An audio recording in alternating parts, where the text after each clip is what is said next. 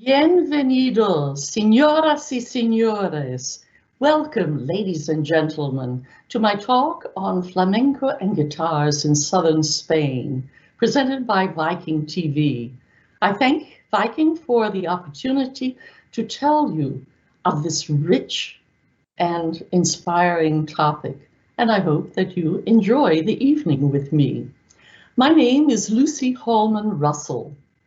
I come from Alabama, but not with a banjo on my knee, but rather with a piano and a harpsichord. I have spent most of my adult life here in southern Germany, teaching at the Würzburg Conservatory and the University of Music Würzburg. And so, wherever you may be, I'm here in a balmy, beautiful medieval town outside Würzburg, and hope that you can join me in thinking that we're all in southern Spain. Let's begin the evening with a few images and music. Flamenco, it's believed, was born in the 18th century.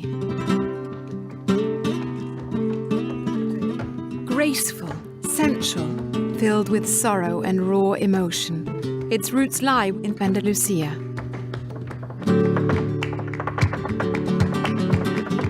Flamenco was a way for the people to express their dreams, to wash away the weariness of everyday life, a way to escape themselves, if just for a moment.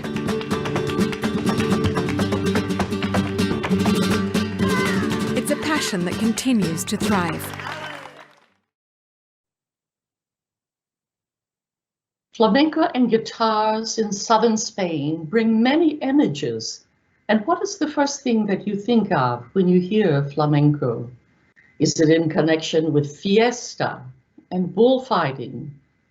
Is it a delightful evening out at a tablao?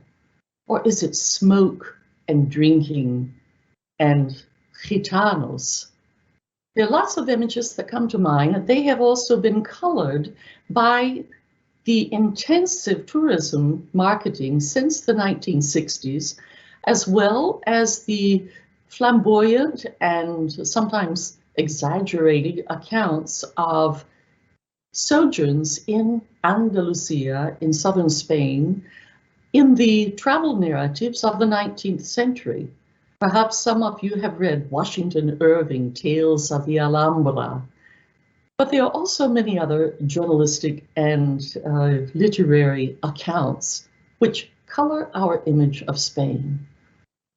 Do you think of sunny beaches, tapas, sangria, vino tinto, jamón serrano, or ibérico?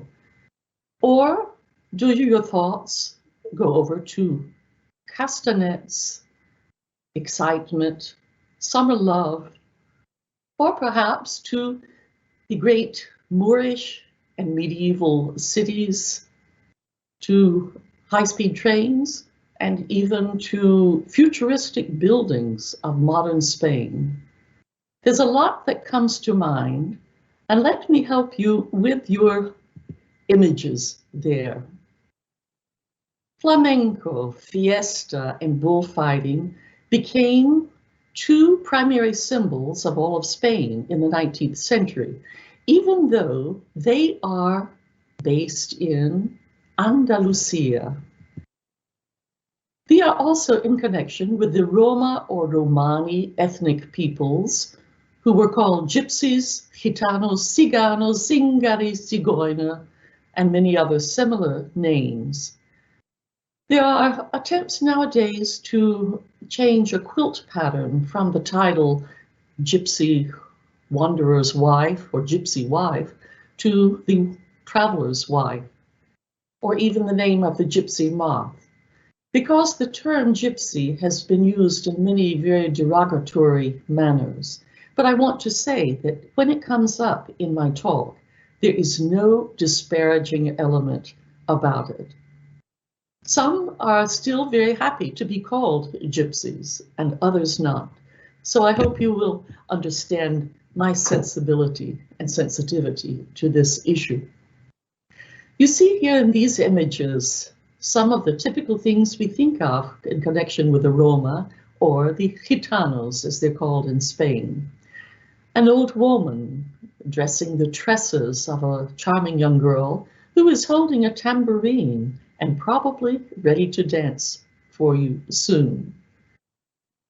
On the right, you also see tambourines and music making, as well as just a rest on their travels, because the Roma or Gitanos are traditionally nomadic without firm residences, and they usually make their living by telling fortune, horse trading, or whatever might come about.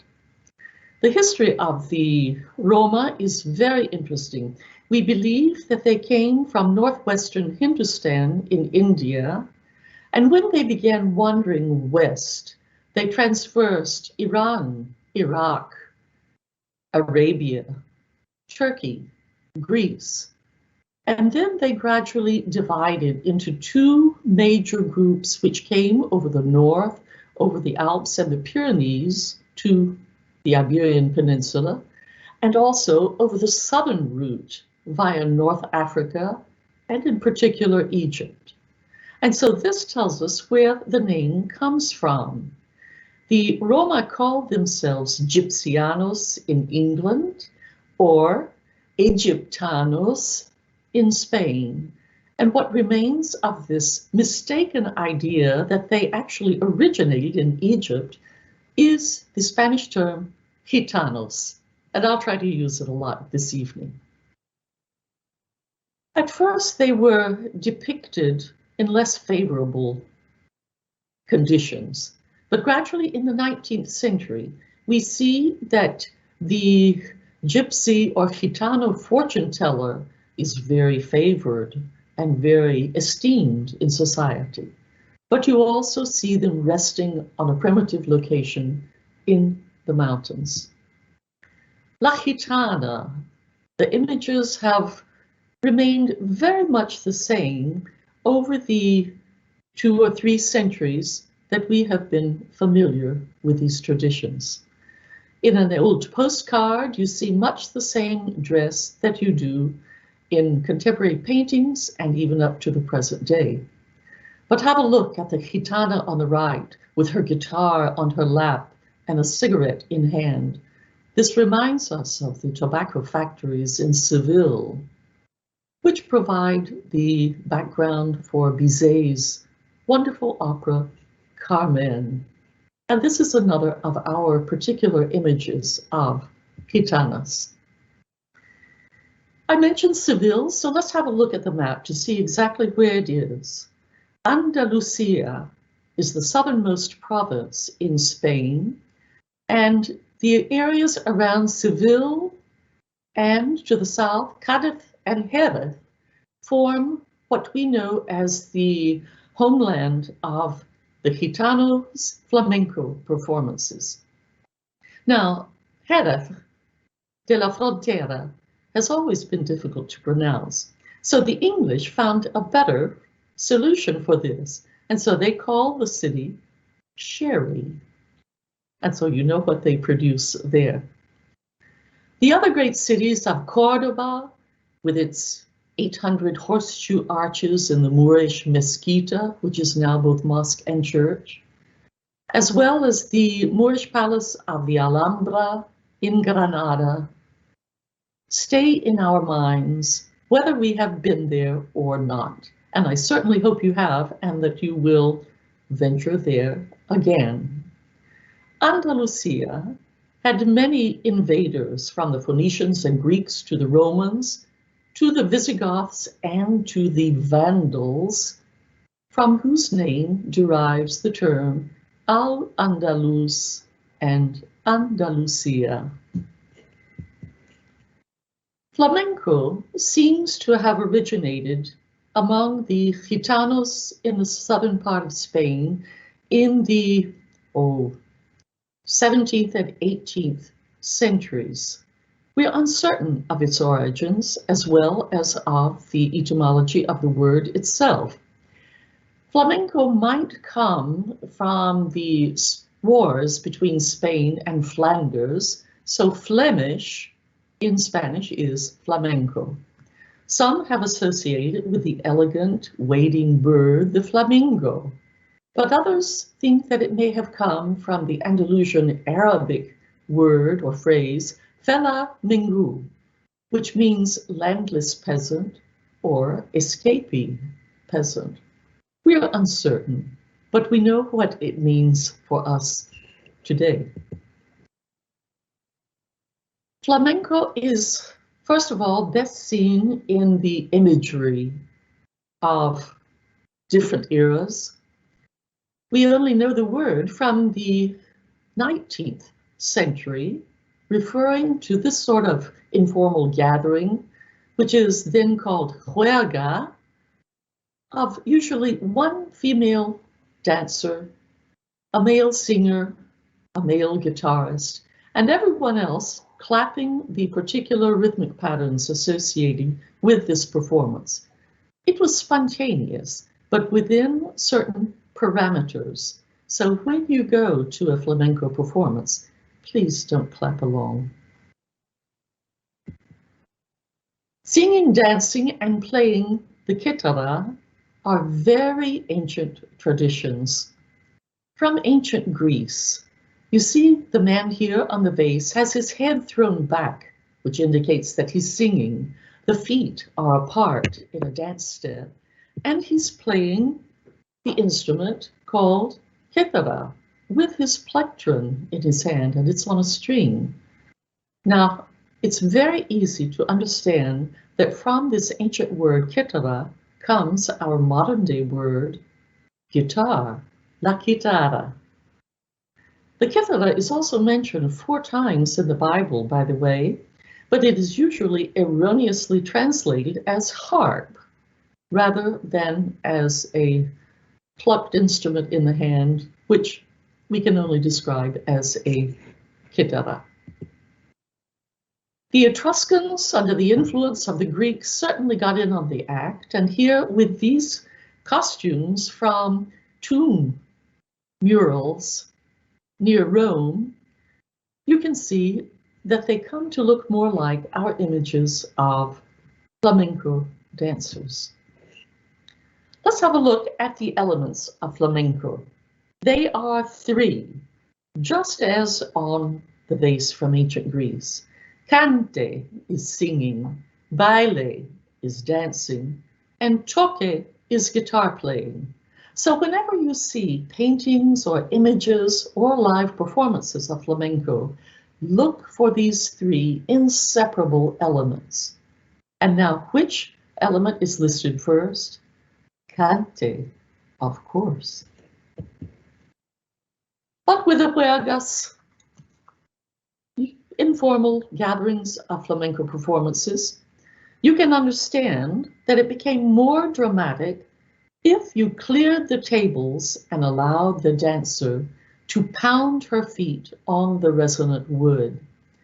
It is actually from the Spanish word tablado that we have tablao, which is a small venue for flamenco performances, even to the present day. Now, duende and gracia are not 2 sisters competing with their beauty in these 2 portraits, but rather they are the 2 amazing elements which no one can define, but everyone grasps and understands. Duende can be called the inspiration, the passion, the charm, the subtlety, the innuendo of performance. And grace is accompanied with it in both of these portraits. By the 1850s, professional venues for flamenco came around in Spain, and they were called café cantante. Now, there were other kinds of cafes, such as for theater, for debates, or for piano and singing, but specifically the café cantante was 4 flamenco performances. And look how much we can learn just from this contemporaneous depiction. You see that here there are very relaxed women in attendance with the men. That was not always the case. At first, they were forbidden. And you see that the performers are on a small wooden stage, again with a solo female dancer, a male guitarist, the singer at the right, and 2 more women, perhaps also dancers themselves, clapping the rhythms. The cafés cantantes were the primary venue for commercial flamenco up until the Spanish Restoration ended 1823. So this was 1875 until 1923, sorry. The café cantantes had various reputations. They were very much in favor with the general populace and even became open to the working man by the end of the century, where he could attend one of the early shows for only an hour in the evening, just for the price of a drink. But on the other hand, they were considered dens of vice, as deleterious to the public morals, as a backward vision of Spain. And so, from this period, from the 1850s at least until the 1950s, the church and conservatives and some intellectuals have fought flamenco tooth and nail, but they didn't win. There was an American writer visiting the Café Cantante in 1850 by the name of Charles March. And when it was proposed to him that there be a more lascivious version of the dances performed again for the male-only company left over by the end of the evening, he denied it. He said, I could not possibly witness something that was objectionable to the women. The Café Cantante had a great advantage over the juergas because the juergas were spontaneous.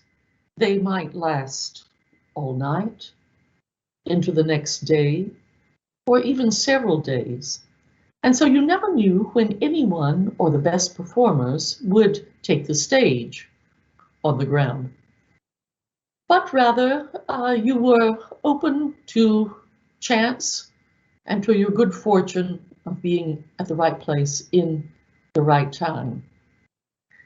The Café Cantante had the advantage that there were set times, usually at 8 o'clock, with the less expensive performances, and every hour there would be another short performance. And so those with enough money could stay for all of the performances, or especially the more expensive ones, later in the evening. The bailadoras were the dancers, and so the bailadoras gitanas depicted here show the beauty that was seen in them by the visitors to the Cafés Cantantes. We're fortunate to have a picture, a photograph of the Café Cantante from Seville from 1885. Now you note that here there are absolutely no women in the audience, no women at the tables, but on stage we have a single man playing his flamenco guitar in an almost upright position, while the rest of the stage is filled with clapping women. Now we don't know whether this was just a staged photograph to get everyone involved, or whether there were that many performers among the women on stage. At the left, you see something that you find often in Spain, and this is a glazed tile or azulejo, which you might find on the street corner, commemorating anyone from a famous boxer to, in this case, a multifaceted and brilliant flamenco performer, Fernando de la Triana. Now, I have attended flamenco performances in a number of tablaos where you are crowded around the table on wooden stools and trying to gain a view of the guitarists and dancers.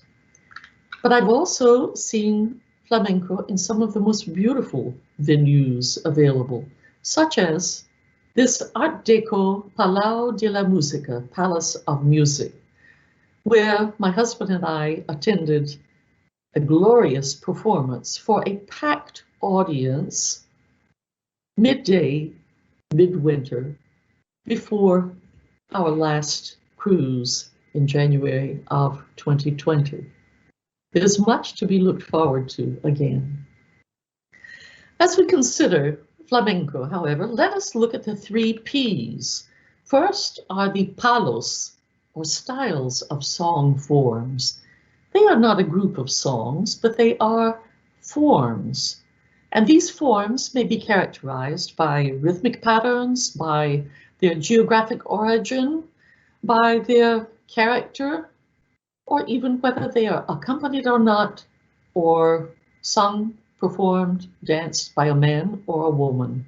So there are many different elements, and we have some 50 different palos, but perhaps only 4 of them cover all of the subgroups.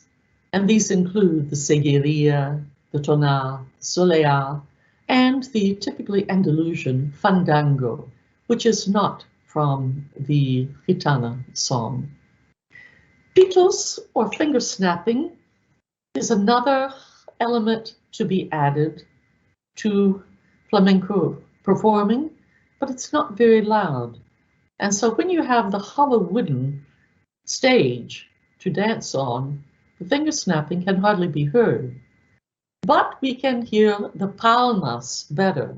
And these are what you call polyrhythmic hand clapping of all of the performers. Might I also point out that flamenco originated as unaccompanied song, and then gradually noises or rhythmical impetuses made by the body were included. And so these include the finger snapping, the hand clapping, and also stomping one's feet. Afterwards, a guitar and castanets were added as accompaniment, and it was only much later that we find the virtuoso flamenco guitar, which we are familiar with today. Cante, song. The greatest of the songs are always sad, mournful, desperate. And this is called the cante hondo, deep song. And this is also the greatest body of flamenco song. There is a lighter version called cante chico, and it might well have been sung by the flamenco performer on the right. Her name is Estrella Castro. But on the left, we have the most famous cante hondo singer of the late 20th century, and that was Camarón de la Isla, together with his brilliant guitar partner, Paco de Lucia. In the wonderful imagery, the portraiture that we can enjoy today, we can imagine what kinds of songs were being performed. Here it looks a little bit lighter, with the gitana serenading a torero or matador just in front of the Guadalquivir River. And so that's in Seville. Let me give you some few isolated examples of cante hondo, deep song. I climbed the wall, the wind cried to me, why these sighs when there's no remedy? That yearning I must forget now for good. Now my heart weeps tears of blood. At night in the yard down my tears fall, knowing I love you and you not at all. I'm jealous of air, on your cheek its breath. If the breeze were a man, he'd be marked for death. Ah, what images of love sickness, of suffering. These are typical of cante hondo, but they are not the only topics. Also, injustice, pain, poverty, suffering of all kinds, which come from the centuries-long repression of the Gitanos, also builds a source of deeply felt emotion for the cante hondo. Sometimes you can't distinguish the passion if you don't understand the words, but it's worth it to have a look at these small coplas or stanzas. These were 4 different pieces, but they do have a couple of more stanzas connected with them. After song, we have to have a look at the compás or meter. These are rhythmic patterns which hold the entire flamenco performance together, and they must be learned so that they come out intuitively by all performers of flamenco. For this art form, they are usually in metric units of 12, 4, or 3 beats. 4 and 3 are typical in Western Europe and also in Spain, but especially the 12 has less familiarity in Western Europe, and it has peculiarities in Spain. In the West, we usually count 12 as 1, 2, 3, 4, 5, 6, 7, 8, 9, 10, 11, 12, or 4 groups of 3. But in the typical bulerías, one of the great palos of song forms, we have the following: 1, 2, 3, 4, 5, 6, 7, 8, 9, 10, 11, 12. Can you do that? 1, 2, 3, 4, 5, 6, 7, 8, 9, 10, 11, 12. Oh, I agree. That's very difficult to remember quickly. So let's add a literary aspect to it, which makes it easier. Try this now. Signorita, signore, almond, apricot. Signorita, signore, almond, apricot. Muy bien. Keep practicing a bit at home and we'll try it again on ship, or you can greet me with the same rhythm. Perhaps you'll be surprised to know that Leonard Bernstein included this bulerías rhythm in his musical West Side Story from 1961. The only thing is, in flamenco, you don't have to begin on beat 1. It could also be on beat 8, or, as is here the case, on beat 12. Let's see. I like to be in America. I like to be in America.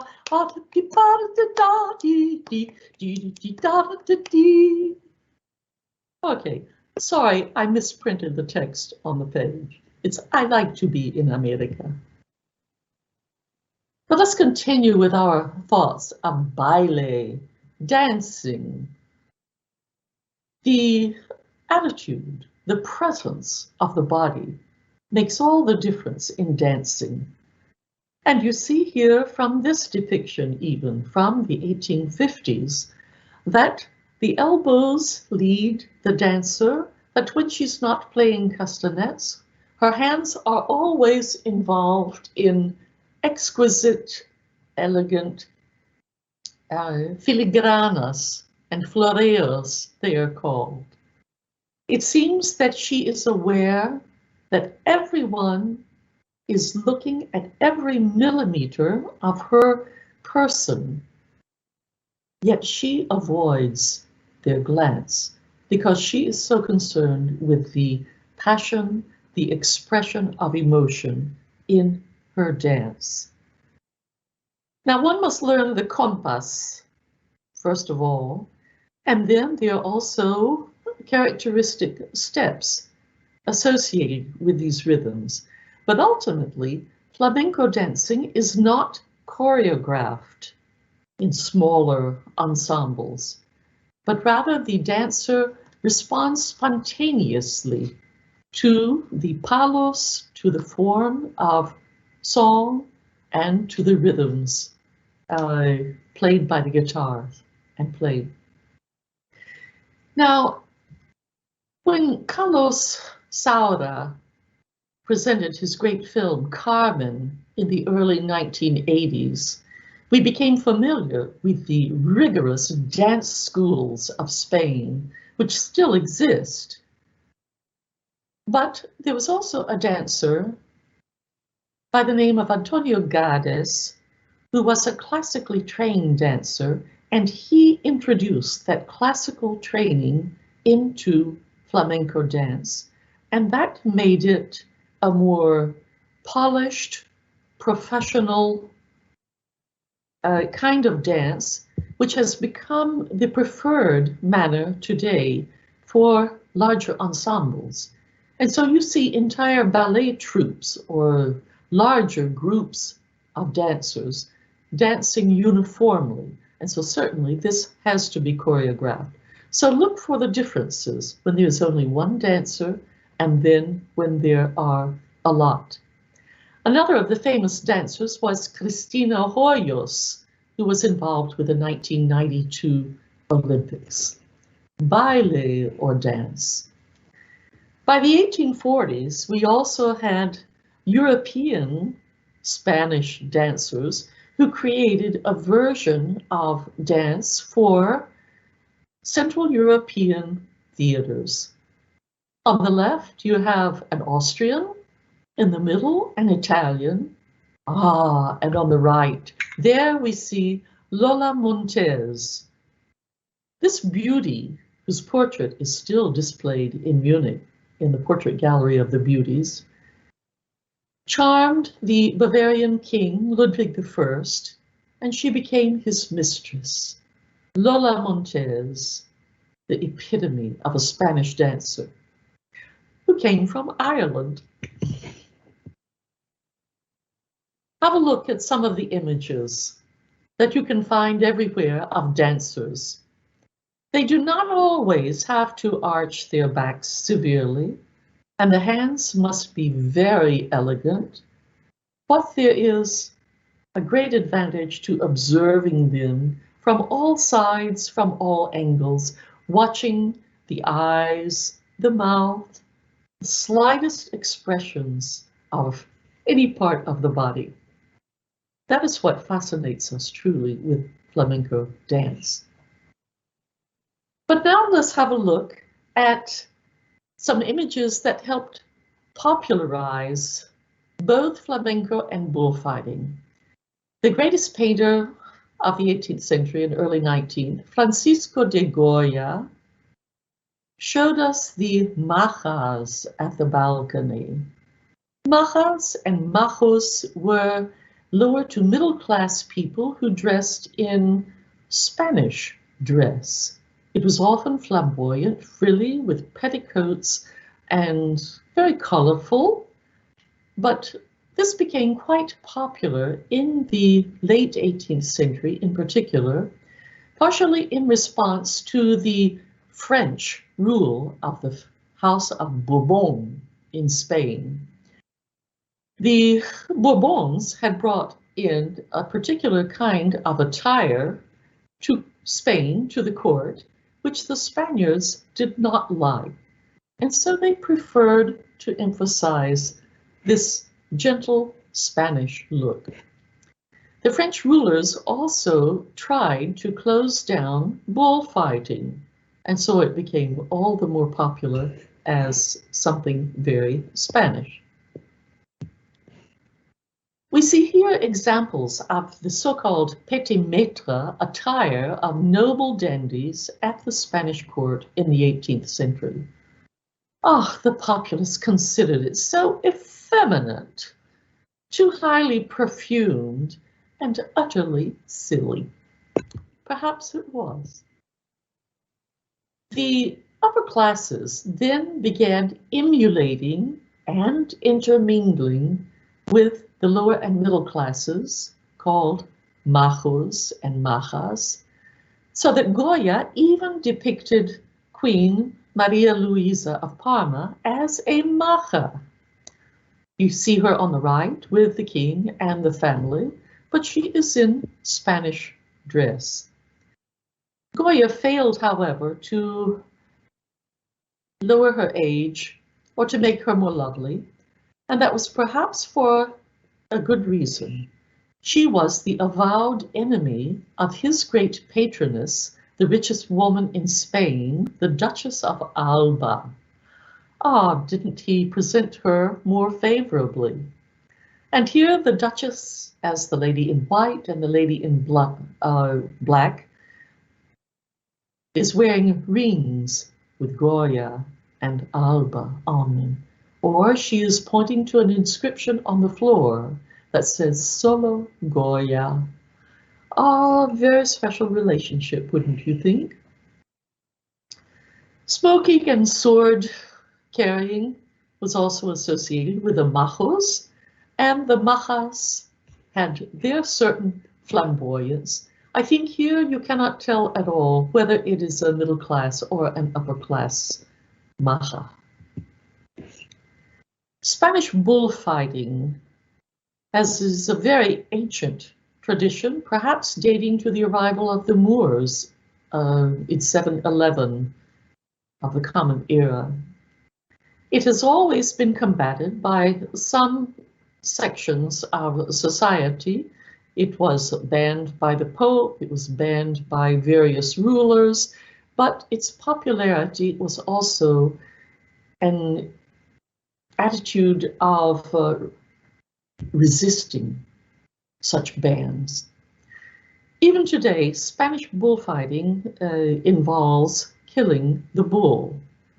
In other countries, it is no longer the case, and in the autonomous province of Catalonia, bullfighting is totally prohibited.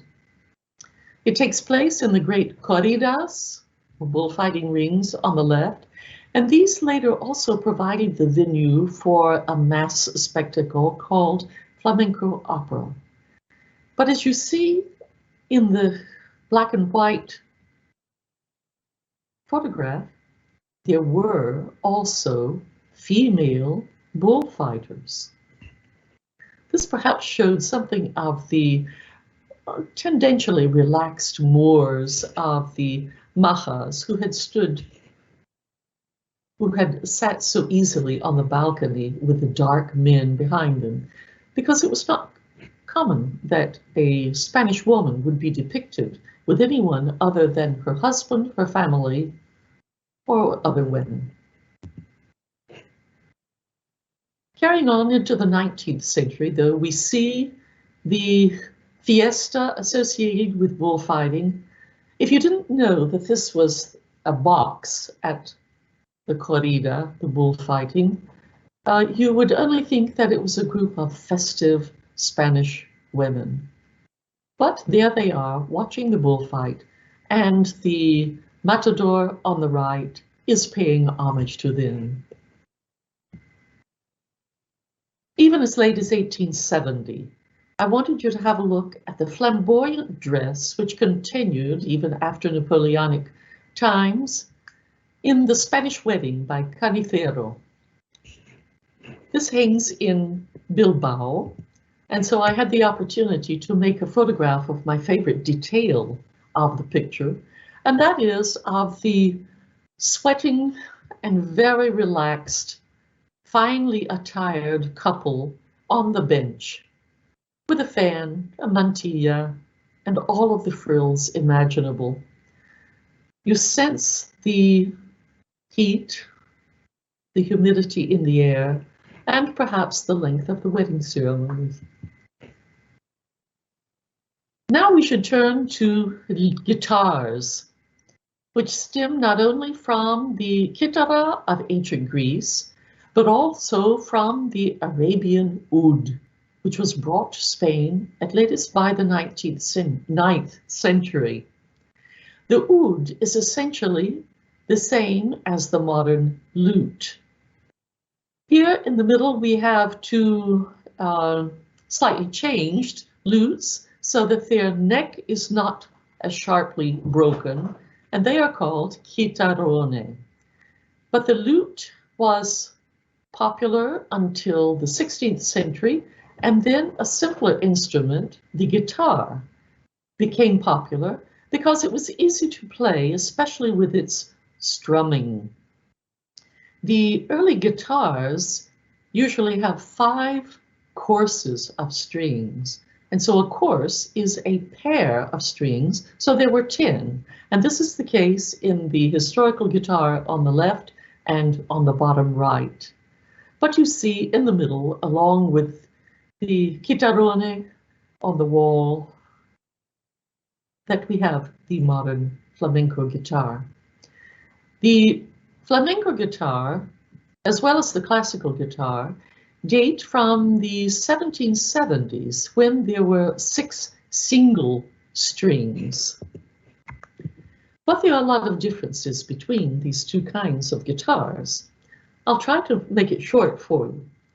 The flamenco guitar is lighter, louder, and brighter, also because of its particular tone woods of spruce and cypress. Tone woods are woods that are chosen for particular colors and sounds in acoustical instruments. The spruce and cypress are very bright.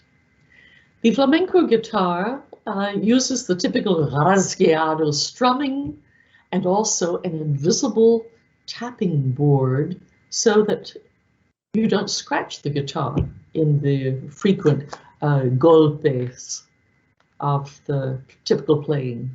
Because the strings are so low over the frets, it can also create a typical flamenco buzz, which is not appreciated on the classical guitar.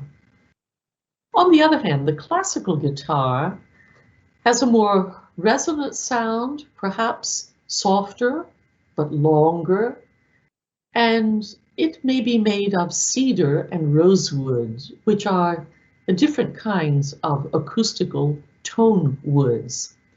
But they enable the picado, plucking of the strings. They do not have a tapping board and they do not create the flamenco buzz. But if you look at the positions that it's held, we have here quite a combination of what looks like a flamenco guitarist, but holding it in the position of a classical guitar.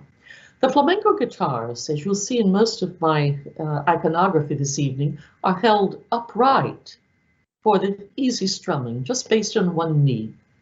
But the classical guitar is usually held on both knees with one foot on a footrest, and this gives it a better stability for all kinds of playing. The greatest guitarist of the flamenco tradition was certainly Paco de Lucia, who died prematurely in 2014. He was the first flamenco guitarist that I got to know as a student, and so I grew up thinking that this was the only way to play flamenco guitar. He was the most virtuoso, but he also experimented with adding jazz, classical traditions, as well as Caribbean and Cuban, African traditions. You can see the variances in the mini guitars here in the exhibition of the Museo de la Música in Barcelona. But let me share with you the beginning of a poem by the greatest of the poets of the early 19th century Spain, Federico Garcia Lorca. The weeping of the guitar begins. The goblets of dawn are smashed. The weeping of the guitar begins. Useless to silence it. Impossible to silence it.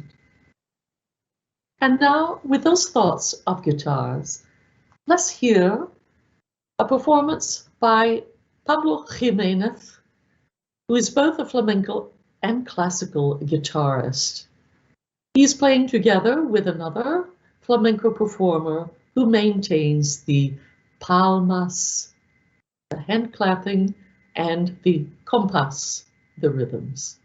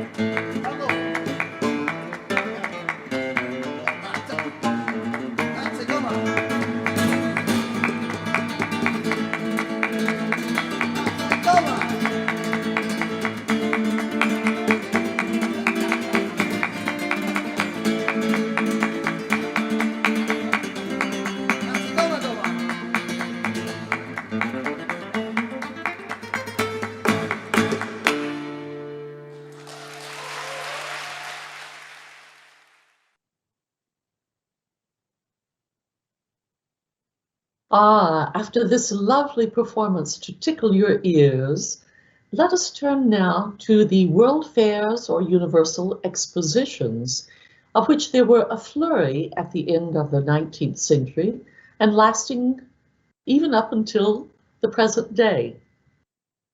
Now, when the Eiffel Tower was constructed in 1889, Spain boycotted the exposition.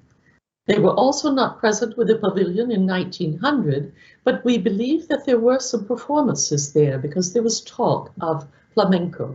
And it was either here or a few years later that the eminent French composer Claude Debussy came to know flamenco as well as the eminent Spanish composer Manuel de Falla.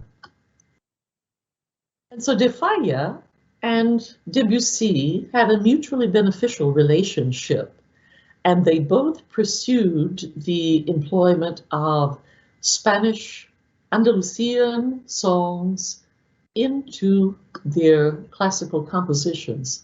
El Amor Brujo, or Spellbound Love, is a short one-act opera by de Falla. And Nights in the Gardens of Spain was the name of a piece by both composers. There were other expositions in Seville in 1929, and you have perhaps seen their splendid pavilions, which are still on display, but also in the same year, the Exposition Internacional in Barcelona, 1929. And those of you familiar with this glorious city see that this is located on what is now the Park of Montjuic. And at the top on the right, that is the Catalan National Museum of Art. Barcelona was a very special city at this period after the turn of the century. Its population doubled, and primarily because there were about a third foreigners there. Most of the foreigners were from Andalusia, deep in the south of Spain. Now you recall that Barcelona is the capital of the province of Catalonia, and so they speak Catalan, as well as standard Spanish. Barcelona was the greatest industrial city, and it had a great openness because it was the most important non-belligerent metropolis close to Central Europe and to Paris at the period of World War I, the interim period, and World War II. So many people came there, and they were open to new elements such as cabaret, jazz clubs, and not too much later, cinema as well. Barcelona We don't have so many depictions from the flamenco traditions there, but they were very fervent. And so I use some other images to share these with you.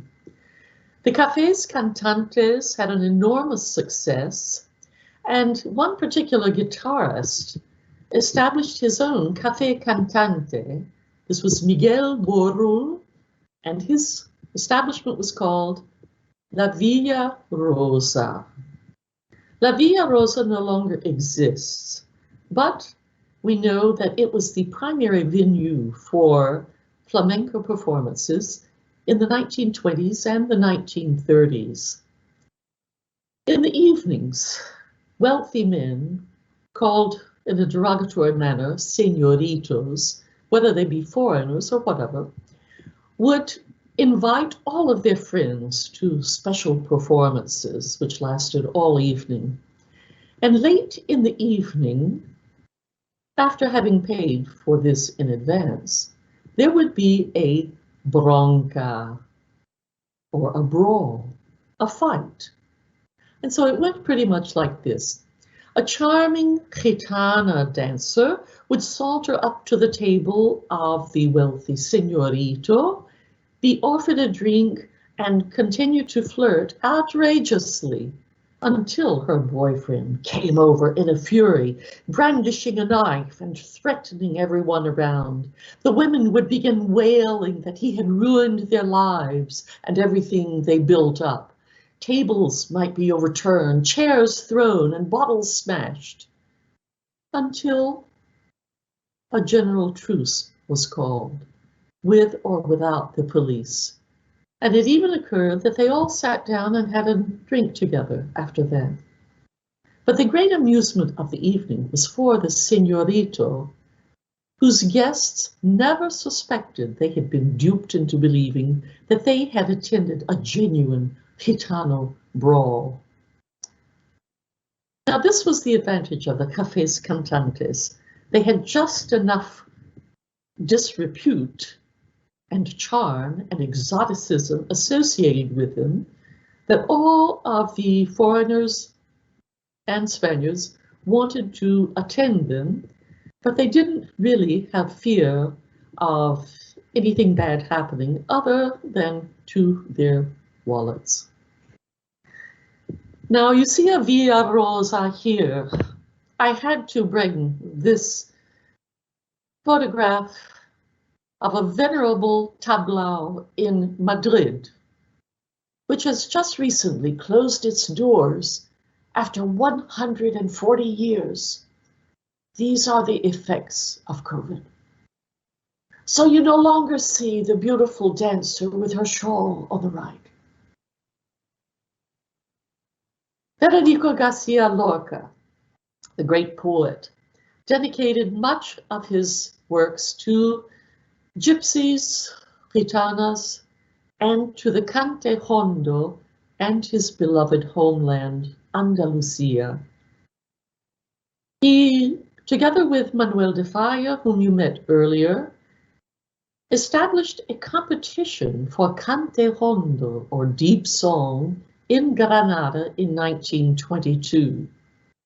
Before it, he gave an important lecture commenting on the heritage of the gitanos who had brought Oriental and Arabian traditions there and created the only authentic Andalusian song.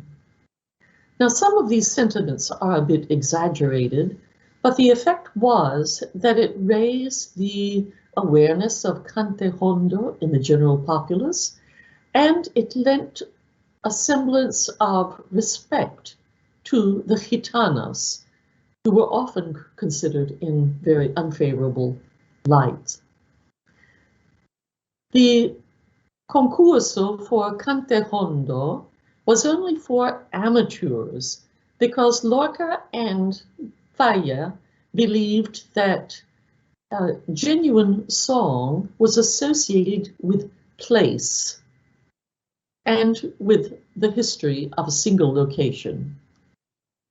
They took cante hondo, though, out of its context of flamenco because they felt that flamenco was ruining the cante hondo. Nevertheless, it was a very important initiative, and it was won by a 12-year-old boy, Manolo Caracol, who went on to have a great career as a flamenco singer. They also gave a special prize to a man of 72, whose career had been cut short because he had been stabbed in the lungs in one of the true broncas of the era. But let's go to the home city of Garcia Lorca, whose great patriotism unfortunately did not prevent his assassination by partisan troops far too early. Granada is the site of the great Moorish palace, the Alhambra, here on the top of the hill, with the snowy Sierra Nevada high above it, and the whitewashed town in the quarter called Albaicin below it.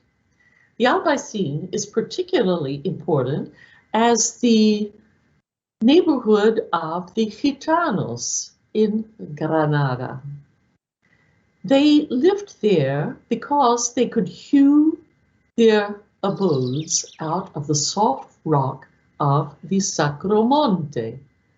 And so we have quite a number of postcards and other depictions of Gitanos in Granada who established essentially their own tourism industry by presenting small huelgas or flamenco performances for tourists, both Spaniards and foreigners. It's very amusing here to see the stayed images which are dated, yet they also seem familiar to what we know of modern day flamenco dancing. We're lucky to have a Gitano cave museum on the Sacromonte so that you can see how their houses looked. Of course, these were very freshly whitewashed and showed all of the trades that they pursued. And certainly the sewing machine was important for making those flamenco dresses. And the cesteria at the back was the making of baskets. Have a look at the dancing motions and also at the relatively upright holding of the guitars among the gitanas. Other depictions, such as Renoir's Bohemian or Gypsy Girl, and the Dancing Girl with Castanets, also by Renoir, show us another element of this fine art. Castanets come in all sizes, shapes, and colors, as you see in the museum here, and they are clearly shown on the bottom right. And you have both a female and a male castanet, the male being in the left hand and usually lower. Let's see if I can give you an example.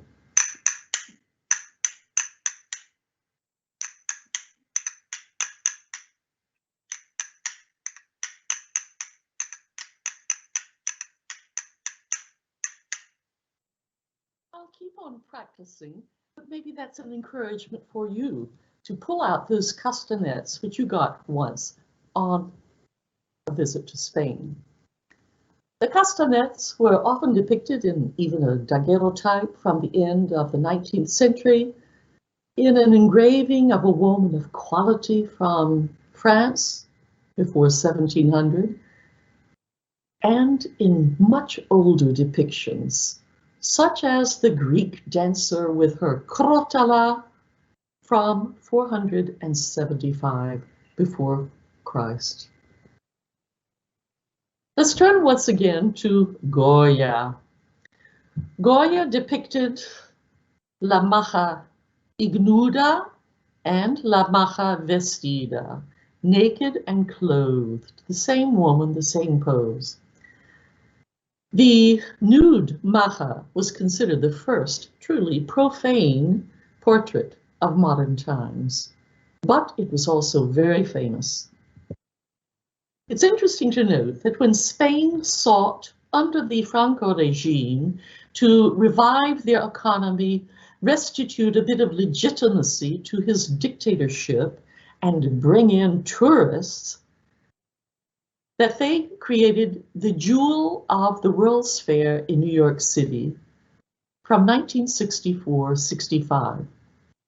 The Spanish Pavilion was created by the winner of a great architectural competition, and the precious artworks on exhibit were absolutely the central goal of all viewers of the World's Fair. I have to mention that my husband played trumpet in an all-star band at that World's Fair, but he never has told me about the Spanish Pavilion.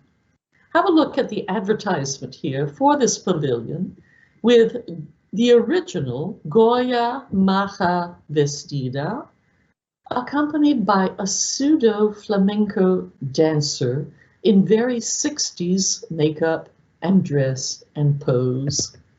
How funny.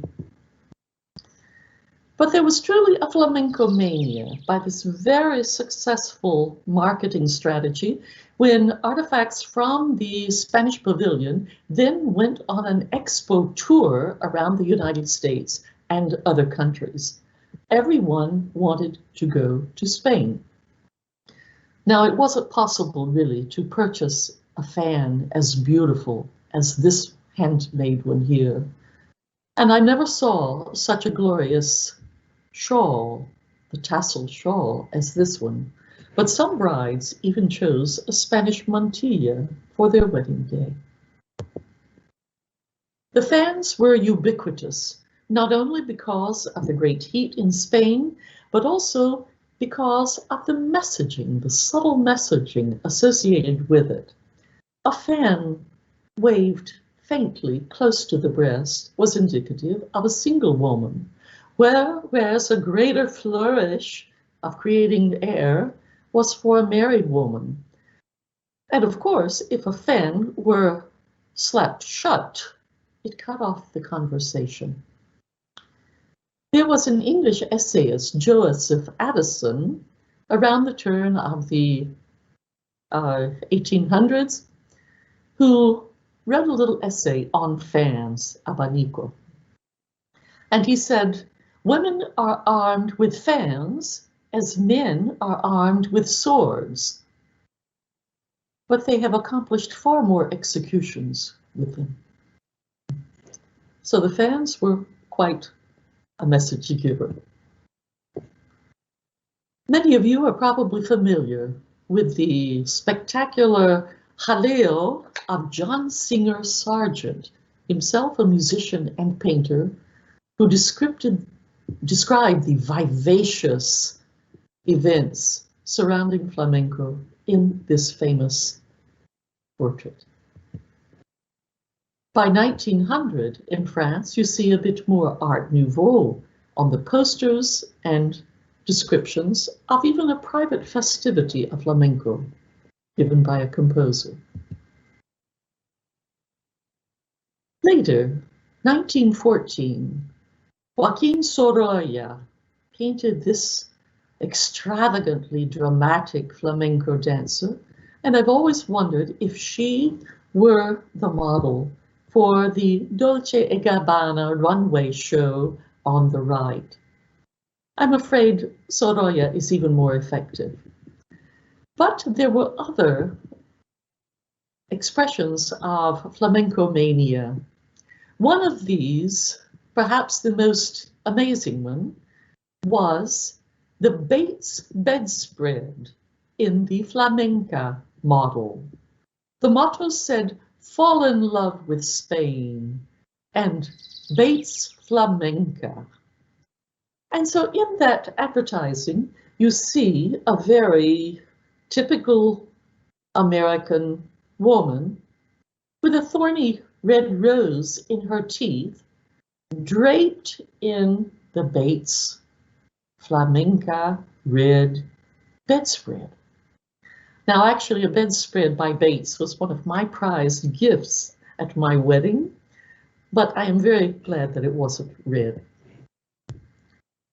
By the interim period before the Spanish Civil War, 1936 to 39, we find hard times for flamenco performers. And so, since most of the cafés cantantes were closed after 1923, the only possibility for performing was in mass spectacles, in bull rings, or in other large venues. This one here recounts nothing of the difficulties in 1935, but it shows the castanets, the different style of dress, and the new added elements of a piano and contrabass, which don't really fit into our image of flamenco. Since the very bloody Spanish Civil War ending in 1939, General Franco ruled with a dictatorship, a fascist dictatorship, which at first abhorred flamenco and bullfighting, but then later did his very best to propagate them in all of the world for both economic, political, and cultural improvement of the image of his regime in an attempt to attain a bit of respectability. With his death in 1975, things changed a bit in Spain because for a very long time, Spanish intellectuals and the church had not fostered flamenco at all because they found that it was a backward image of the country or that it was harmful to public morals. Even revolutionary workers had considered that it was a distraction from their protests. So after 1975, we find that instead of seeking one image of Spain, which is actually an image of Andalusia that doesn't fit to all of Spain, the 17 autonomous provinces were more interested in national, regional autonomy. As you have seen recently in the attempts of Barcelona and Catalonia to secede from Spain. So there in Barcelona, they tried to popularize the sardana, the Catalan dance, and the Orfeon choral societies, actually since the beginning of the century, but they could never oust the love for flamenco. The images of dancers and of gitanas continue in all of their beauty, their subtlety, their mysteriousness, their exoticism. And on the right, you see a depiction of a flamenco dancer with her bata de cola, and this is the famous ruffled train, which demands a very special kind of dancing. In recent times, you may see street flamenco. And so here we have the beating box in the back, the cajon, which Paco de Lucia brought from Peru, the guitar just resting on the knees, and a single dancer. She doesn't really need a whole stage because a wooden board placed on the sidewalk can create the same effect. I have to give a call out to the best book that I have read on flamenco, and that is Flamenco Nation by Sandy Holguin, published in 2019. So if you're interested to look for more information, please acquire a copy. I can highly recommend it. The street musicians don't have it easy today either because of the changing demographics in Spain. With gentrification and extreme real estate prices in intercities, there are new laws which restrict noise, do not allow drinking in public, which had been an old tradition even among young people. And so the posh bars have often usurped public spaces which are exempt from these laws, but the informal gatherings of the many flamenco associations in the cities are somewhat restricted, as often is performing in public, just on the streets. But I would like to finish up this talk. I hope it hasn't been too much all at once for you this evening, but with a flamenco fiesta, again from the eyes and the brush of Joaquin Soraya. Think of all of these aspects, of all of these traditions, and look for the passions, the beauty, the soul that you can share in flamenco. And I'd like to conclude with a beautiful performance by Corazón de Granada, the Heart of Granada, with the exquisite dancer Sara Jimenez, the guitarist Pablo Jimenez, and the palmas singer Alberto Selles. Muchas gracias. And if you still have the energy and a couple of questions, after the video, I'll be happy to take them.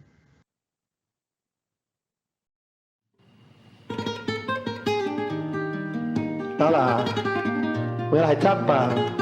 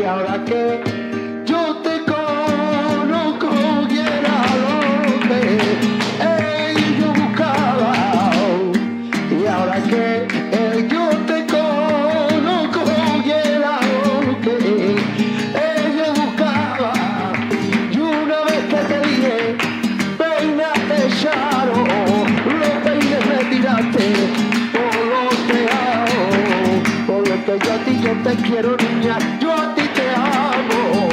Yo busco el consuelo, ay, yo busco amparo.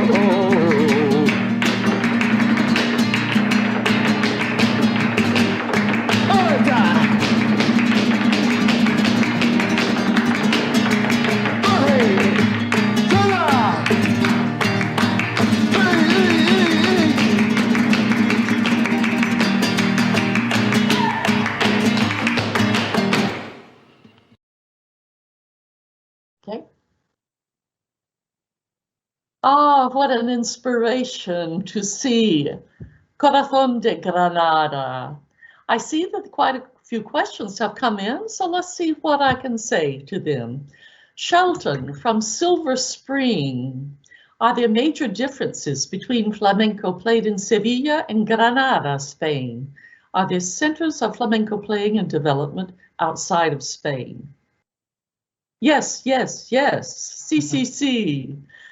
I believe that there are individual traditions in the cities, but they are not exclusive. And so you can see a civilian type of dancing also in Granada, in the lovely tablaos such as Le Chien Andalou. And are there centers of flamenco playing outside Spain? Yes, indeed, actually all over the world. In the United States, the Center of Flamenco Studies is at the University of New Mexico in Albuquerque. And so I think that there are also flamencology studies at many universities, also in Spain, as well as in the dance schools. Thank you. Thank you for such a beautiful presentation from Robert. I'm descendant of Spaniards and have a deep appreciation of Spanish culture. I'm so glad you did justice to this lovely form of dance. Muchas gracias. Sue from Gainesville. Thank you so much for the most interesting lecture on flamenco. When I lived in Spain when I was 10, I took flamenco lessons with the nails in the shoes and all. Wish I still remembered the dance. My trip to Spain in September has been canceled due to COVID. Very sad. Oh, thank you so much, Sue. I do hope that we'll meet again on a trip to Spain, perhaps next year. Regina in Los Angeles. Thank you so much. What a wonderful lecture. You have made it so comprehensive with wonderful photos and performance. Oh, very kind of you.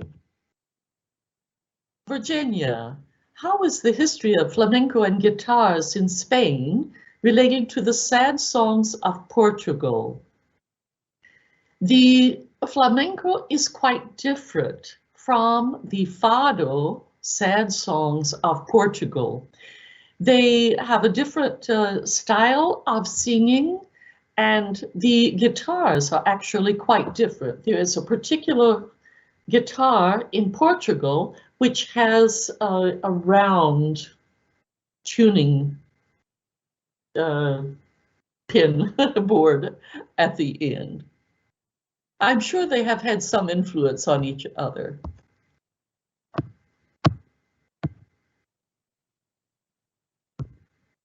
Mark, in the United States, where are the best places to see authentic non-touristy flamenco in Spain?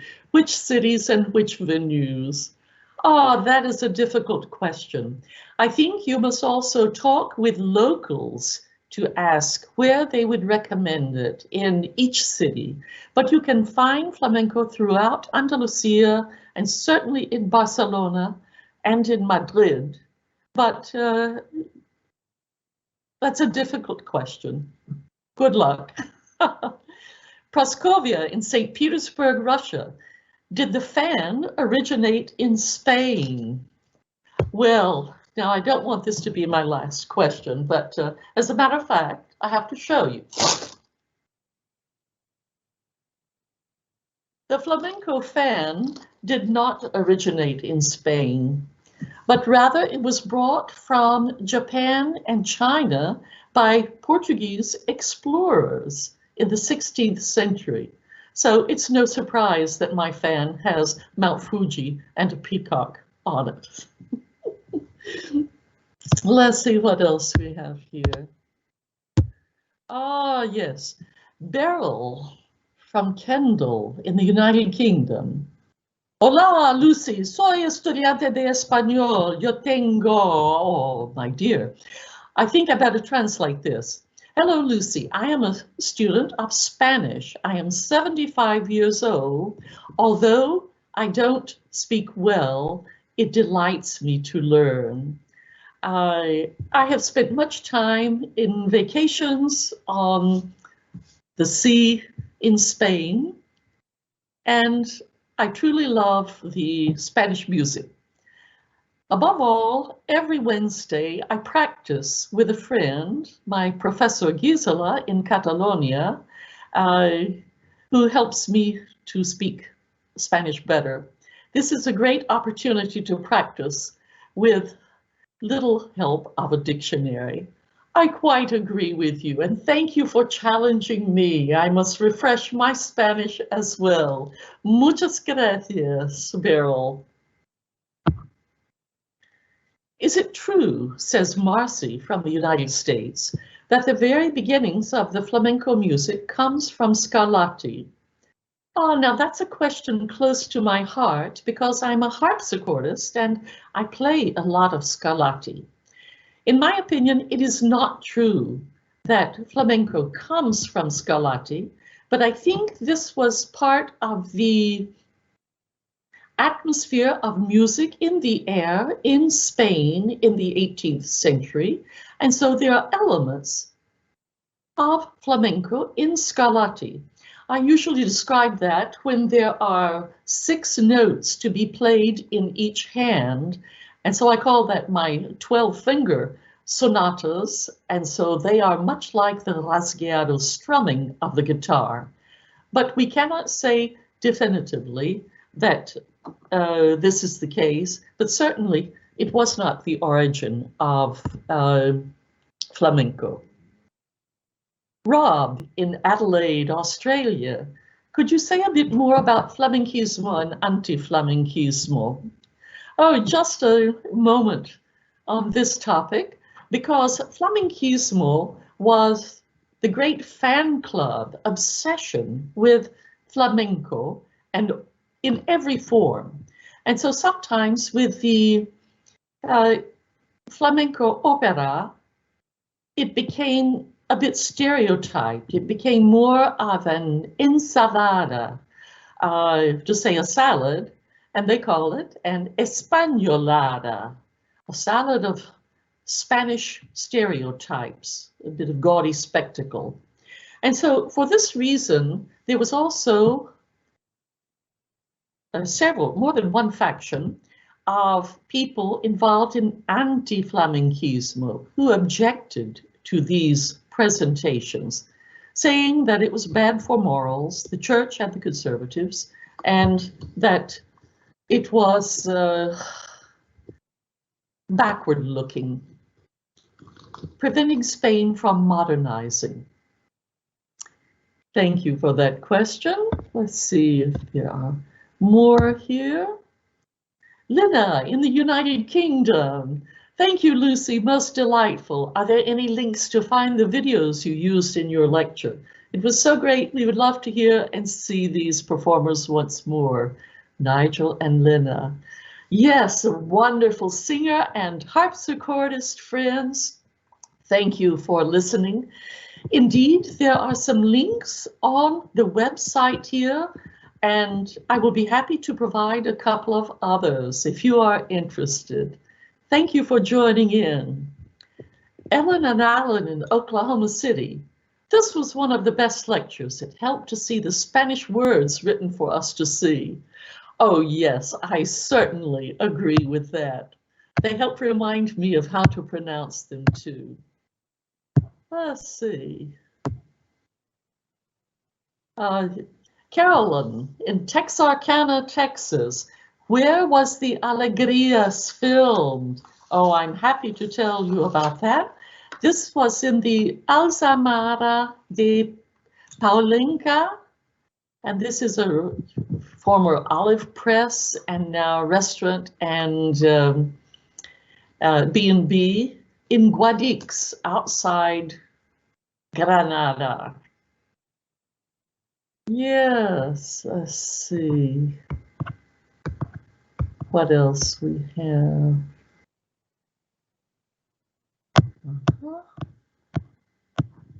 Okay. Many very kind words. I appreciate it. Jim in Bethesda, Maryland. I was a ballroom dancer in my early years. Could I learn to dance flamenco? Yes, indeed, Jim. Thank you for checking in.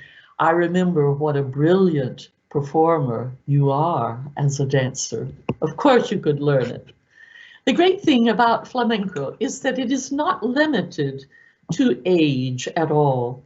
Even though a ballerina might be finished at 35, the singer, sometimes at 65, if you can belt out a song or wail it, if you can keep the rhythm and clap your hands or stomp your feet in a dramatic manner in keeping with the palos, you can live out flamenco.